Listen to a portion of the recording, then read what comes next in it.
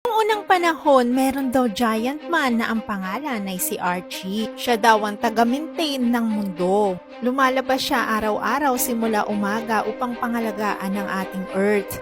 Pero isang araw habang nagbe-breakfast siya ay nakita niya yung kanyang calendar na kailangan daw ay makumpleto niya ang paglilinis dahil may dadating na mag-i-inspect sa mundo. Kaya naman dali-dali niyang inukit ang mga mountain at dinesignan niya rin yung Mount Everest para magmukha itong kaaya-aya. At syempre magmukhang fresh. Pagkatapos noon ay pumunta naman siya sa mga kagubatan upang itrim yung mga puno para magmukha itong tidy and clean. Pagkatapos noon ay nag-refill naman siya ng mga water sa ocean. Pero may mga grupo ng mga tao na aksidente siyang nakita. Akala nila ay dinodumihan ni Archie ang ocean at iniihian niya ito. Pero bago pa sila tuluyang magalit ay nag-explain si Archie sa kanila na nandun daw siya para i-maintain ang kagandahan ng mundo. At dahil dito nagbigay pugay sa kanya at nirespeto siya ng mga tao.